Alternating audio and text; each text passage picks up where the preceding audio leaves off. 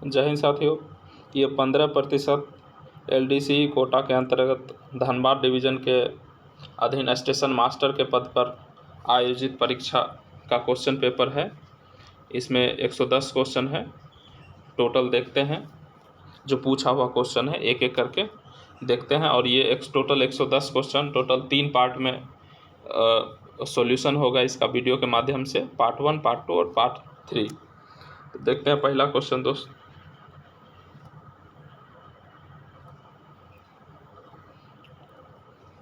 पहला क्वेश्चन है, railway board के CEO कौन है?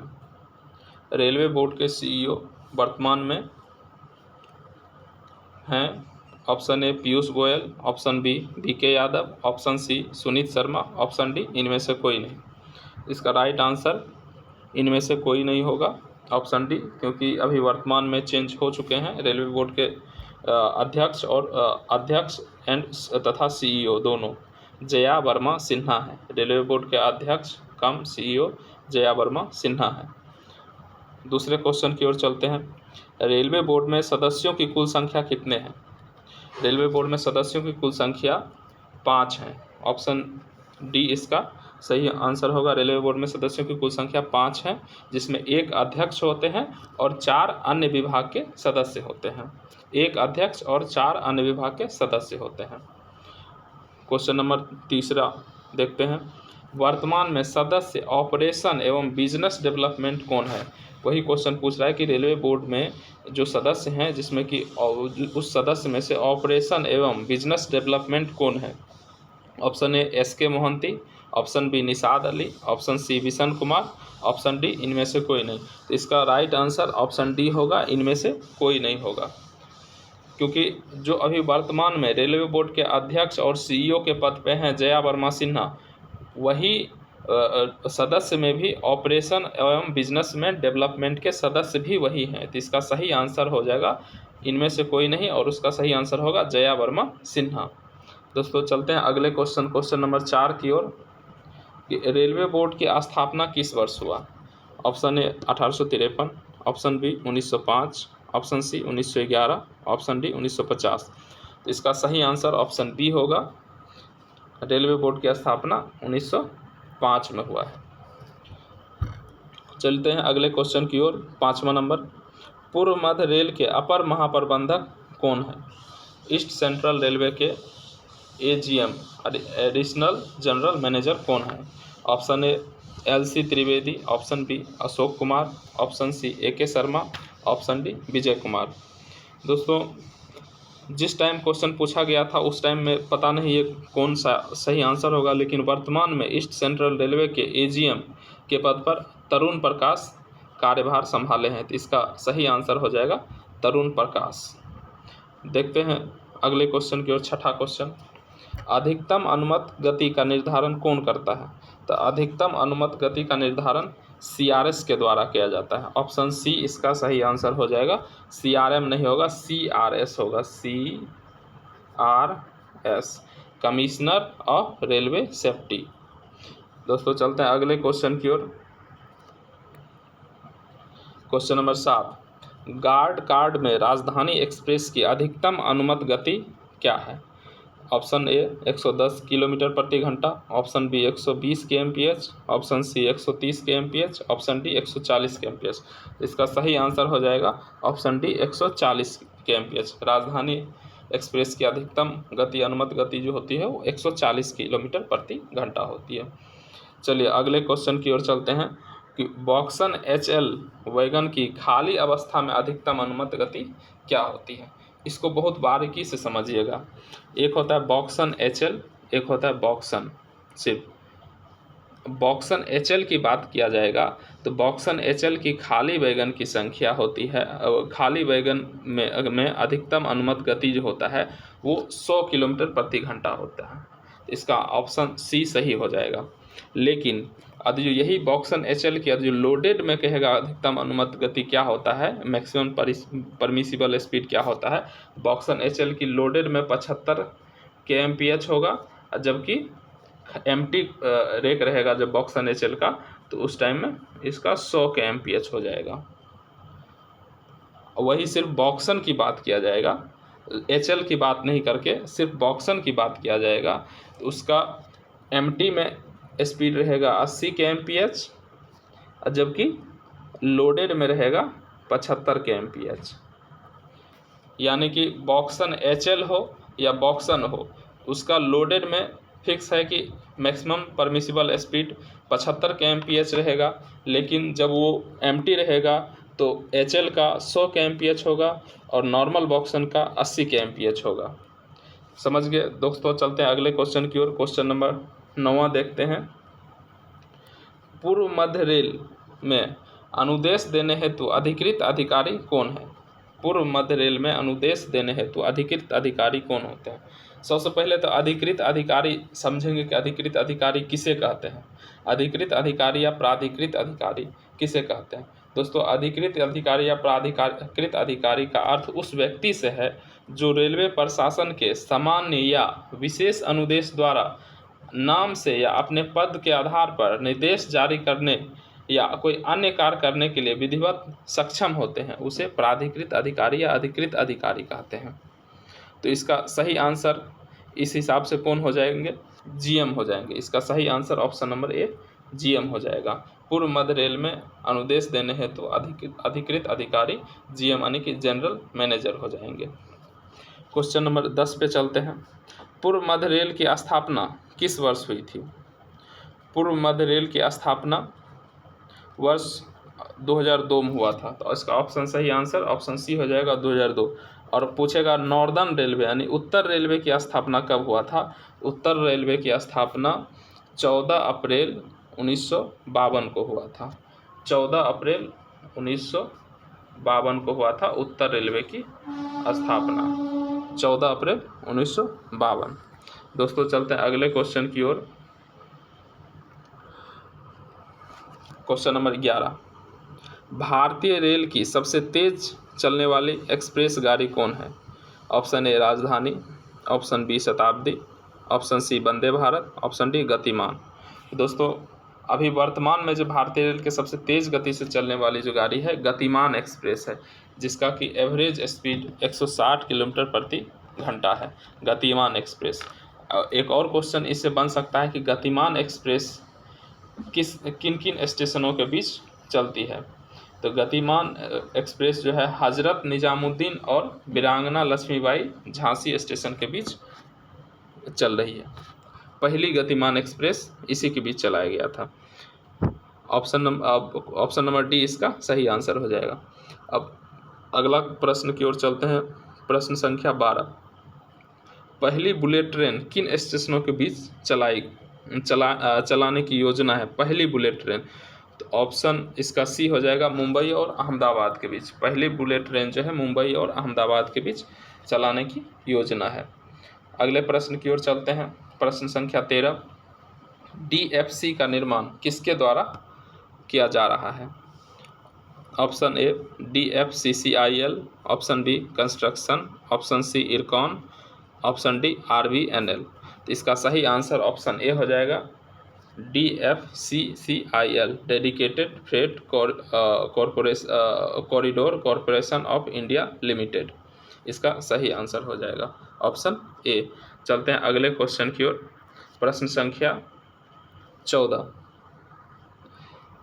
वर्ष 2020 से 21 में भारतीय रेल का ऑपरेटिंग रेशियो लगभग क्या है? दोस्तों, वर्ष 2020 से 21 में भारतीय रेल का ऑपरेटिंग रेशियो का एग्जैक्ट जो डाटा है 97.49% है, यानी 97.49% है। तो इसका ऑप्शन A में है 100%, ऑप्शन B में 96%, ऑप्शन C 75%, ऑप्शन D 50%। तो उस हिसाब से देखा जाए तो सटीक आंसर ऑप्शन नंबर B होगा, लगभग 96%, क्योंकि यहाँ लगभग की बात पूछ रहा है, क्योंकि वर्ष 2020 से 21 में भारतीय रेल का ऑपरेटिंग रेशियो लगभग 96% है, और लगभग में। अगला प्रश्न की ओर चलते हैं। प्रश्न संख्या 15। धनबाद मंडल में मालगाड़ी परीक्षण हेतु ROH डिपो अवस्थित है। इसका सही आंसर हो जाएगा Barwadih. Option number D Barwadih हो जाएगा। अब चलते हैं अगले प्रश्न की ओर। बॉब RN सीसी रेक निम्नलिखित में से किस स्थान पर बनाया जाता है? Option A Dhanbad, option B Shaktinagar, option C Patratu, option D Barwadih. इसका सही आंसर ऑप्शन ए हो जाएगा Dhanbad. BOB RN CC rake Dhanbad में बनाया जाता है, धनबाद डिवीजन में। चलिए अगला प्रश्न की ओर चलते हैं। प्रश्न संख्या 17, लॉन्ग हॉल गाड़ी कितनी मालगाड़ियों को जोड़कर बनाया जाता है? तो 2 मालगाड़ियों को जोड़कर बनाया जाता है। तो इसका सही आंसर ऑप्शन बी हो जाएगा कि लॉन्ग हॉल जो गाड़ी होती है वो 2 मालगाड़ियों के बीच जोड़ करके बनाया जाता है। चलिए अगले क्वेश्चन की ओर चलते हैं। सूमो रेक का अधिकतम गति क्या है? दोस्तों इस क्वेश्चन के बारे में मुझे जानकारी नहीं है, नहीं बता सकते हैं। और अगला क्वेश्चन जो है सूमो रेक से संबंधित है। सूमो रेक बीपीसी के साथ संलग्न गति प्रतिबंध टैग का रंग होता है। ये सूमो रेक के बारे में हमें कोई जानकारी नहीं है, इसलिए 18 नंबर क्वेश्चन और 19 नंबर क्वेश्चन को नहीं बता सकते हैं। यदि आपको जानकारी होगी तो आप कमेंट बॉक्स में प्रश्न संख्या 18 और प्रश्न संख्या 19 का सही आंसर दे सकते हैं। चलिए अगले क्वेश्चन की ओर चलते हैं। प्रश्न संख्या 20। प्रश्न संख्या 20, सीसी रेक के बीपीसी का रंग होता है। सीसी रेक के बीपीसी का रंग दोस्तों होता है हल्का पीला। तो इसका सही आंसर हो जाएगा ऑप्शन बी हल्का पीला। चलिए अगले क्वेश्चन की ओर चलते हैं। सी क्लास ओडिसी चलाने की अनुमति किसके द्वारा दी जाती है? C class ODC. ODC 3 class में विभाजित किया गया है, A class ODC, B class ODC और सी क्लास ओडिसी। तो सी क्लास ओडिसी चलाने की अनुमति किसके द्वारा दी जाती है? तो ऑप्शन ए है सीआरएस, ऑप्शन बी है जीएम, ऑप्शन सी है सीओएम, ऑप्शन डी है डीआरएम। तो इसका सही आंसर हो जाएगा ऑप्शन नंबर ए सीआरएस।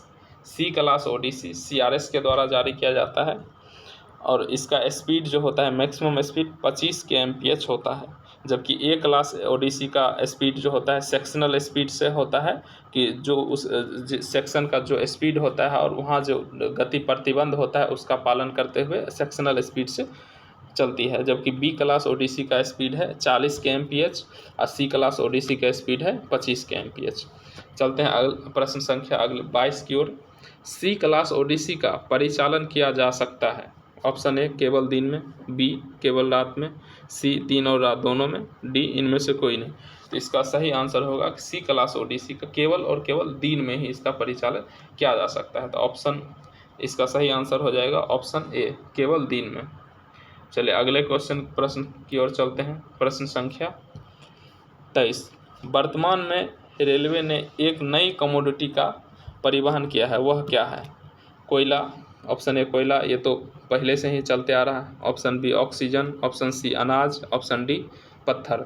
अनाज, कोयला, पत्थर तो बहुत पहले से चलते आ रहा है। दोस्तों याद होगा आपको जब कोरोना महामारी पूरे विश्व में फैला था तो ऑक्सीजन का कंटेनर रेलवे के द्वारा परिवहन किया जाता था। तो इसका सही आंसर ऑप्शन नंबर बी हो जाएगा ऑक्सीजन। कि वर्तमान में रेलवे ने एक नई कमोडिटी का परिवहन किया है, वह क्या है? तो ऑक्सीजन। चलिए अगले प्रश्न की ओर चलते हैं। प्रश्न संख्या 24, निम्नलिखित में से कौन सा कोरोना वैक्सीन नहीं है?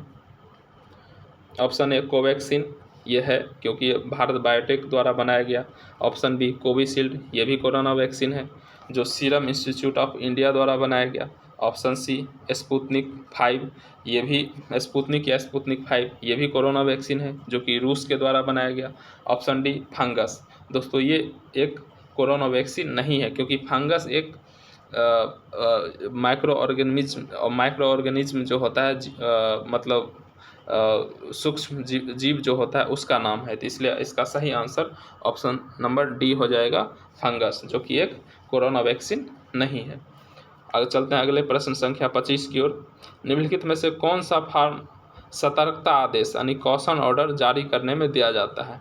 तो इसका T409 ऑप्शन प्रश्न संख्या बी हो जाएगा T409। प्रश्न संख्या 26 की ओर चलते हैं। निम्नलिखित में से कौन सा फॉर्म शंटिंग आदेश है, शंटिंग ऑर्डर है? तो T806 ऑप्शन सी हो जाएगा इसका T806। चलते हैं अगले क्वेश्चन की ओर। प्रश्न संख्या 27, निम्नलिखित में से कौन सा सिग्नल रहित लाइन से खुलने का प्राधिकार है? यानी कि जहां सिग्नल नहीं है वहां से गाड़ी चलाना है तो कौन सा प्राधिकार देंगे? तो option A T510, option B T511, option C T512, option D T513। तो दोस्तों इसका सही आंसर हो जाएगा ऑप्शन बी T511। सिग्नल रहित लाइन पे प्रस्थान प्राधिकार T511 से दिया जाता है। इसी में याद रखिएगा T509, T510, T511, T512, ये 4 को तो जरूर याद रखना है। जिसमें T509 होगा कि अवरुद्ध लाइन पर गाड़ी रिसीव करने का प्रस्थान प्राधिकार, T510 सिग्नल रहित लाइन पे गाड़ी रिसीव करने का प्राधिकार, अब T511 सिग्नल रहित लाइन पर गाड़ी का प्रस्थान प्राधिकार, T512 सामूहिक लाइन पर गाड़ी का प्रस्थान प्राधिकार। तो दोस्तों चलते हैं अगला क्वेश्चन, प्रश्न संख्या 18 की ओर। मोटर ट्रॉली परमिट निम्नलिखित में से कौन सा है?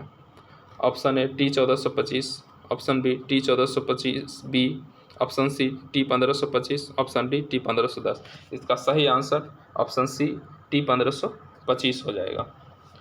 चलते हैं प्रश्न संख्या 29 की ओर। निम्नलिखित में से रिमाइंडर क्वेश्चन कौन सा है?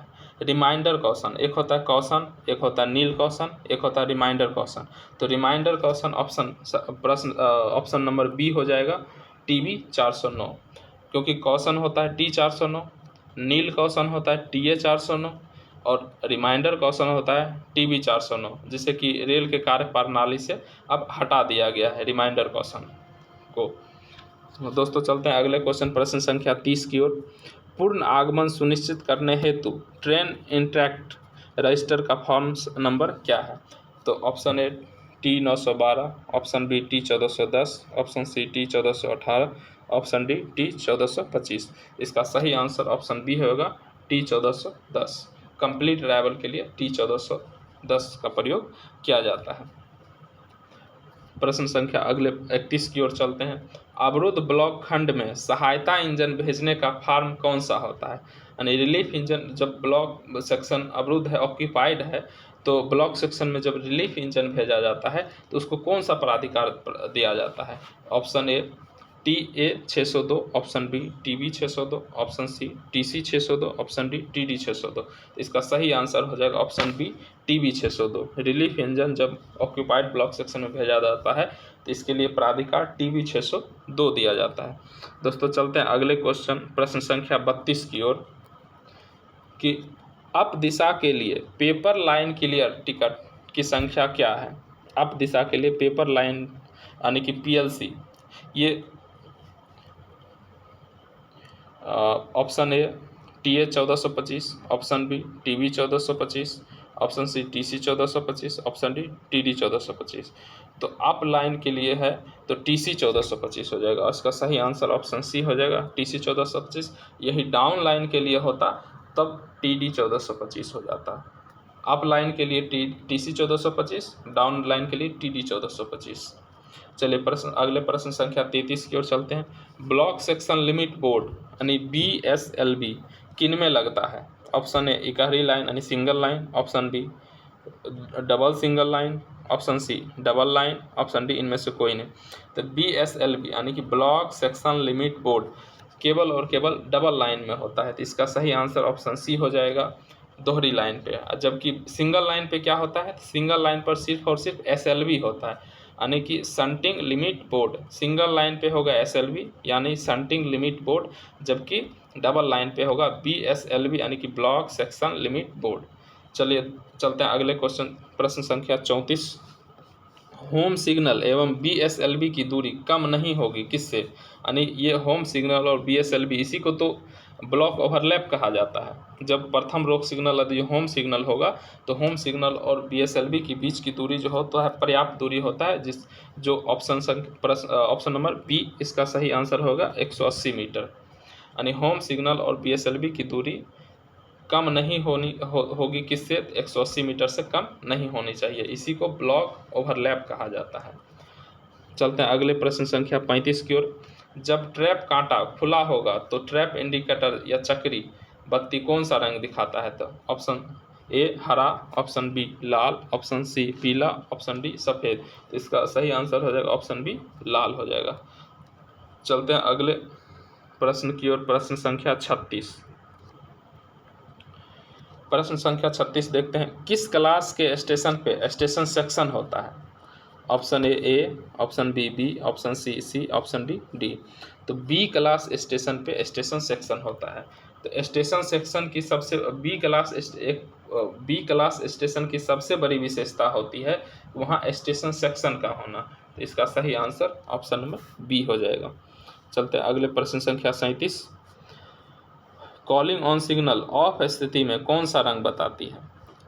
ऑप्शन ए लाल, बी हरा, सी पीला, डी सफ़ेद। कॉलिंग ऑन सिग्नल जब ऑफ होगा तो हल्का पीला दिखाएगा। तो ऑप्शन सी इसका सही आंसर हो जाएगा, हल्का पीला।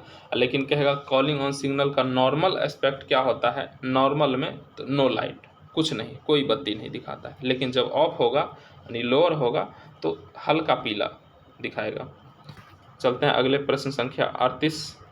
दृश्यता जांच यानी VTO visuality test object station master कार्यालय से कितनी दूरी पर होता है? यानी VTO जो होता है स्टेशन मास्टर ऑफिस से कितनी दूरी पर होता है? Option A 120 metre, option B 180 metre, option C 270 metre, option D 400 metre. इसका सही आंसर हो जाएगा ऑप्शन बी 180 मीटर। यानी स्टेशन मास्टर ऑफिस और VTO के बीच की दूरी 180 मीटर होता है, जो कि कोहरा पड़ रहा है कि नहीं इसकी जांच किया जाता है कि कोहरा है या नहीं।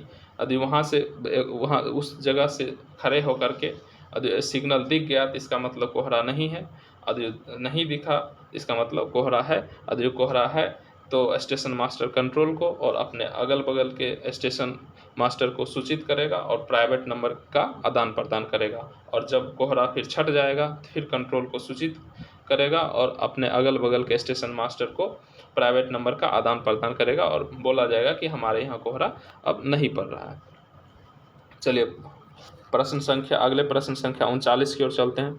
सिटी बोर्ड यानी WL पीला कलर का देखते होंगे आप, ट्रैक के बगल में पीला कलर का उसमें लिखा रहता है WL या सीफा लिखा रहता है। ये वही क्वेश्चन पूछ रहा है। सिटी बोर्ड संपार फाटक से कितनी दूरी पर लगाया जाता है? Option A 120 metre, option B 180 metre, option C 400 metre, option D 600 metre. तो इसका सही आंसर हो जाएगा ऑप्शन डी 600 मीटर पे। वो सीफा या WL जो होता है वो किसी भी फाटक से 600 मीटर पहले लगाया जाता है, जहां उस सीफा या WL पे आने के बाद लोको पायलट जो होता है वो सीटी बजाते हैं कि आगे गेट है और उस सतर्कता के लिए। चलिए अगले प्रश्न संख्या 40 की ओर चलते हैं। प्रश्न संख्या 40 में है कि पटाखा सिग्नल की सामान्य आयु इसके निर्माण वर्ष से कितने वर्ष होती है? तो सामान्य आयु बोला जाएगा तो ऑप्शन बी 5 वर्ष हो जाएगा। नॉर्मल वे में जो बोलेगा कि पटाखा सिग्नल जो होता है डेटोनेटर होता है उसकी नॉर्मल जो सामान्य आयु होता है वो निर्माण वर्ष से कितने वर्ष होता है? तो 5 वर्ष होता है। लेकिन उसको प्रत्येक वर्ष चेक कर करके मैक्सिमम 3 वर्ष तक उसको बढ़ाया जा सकता है। चलिए अगले प्रश्न संख्या 41 की ओर चलते हैं।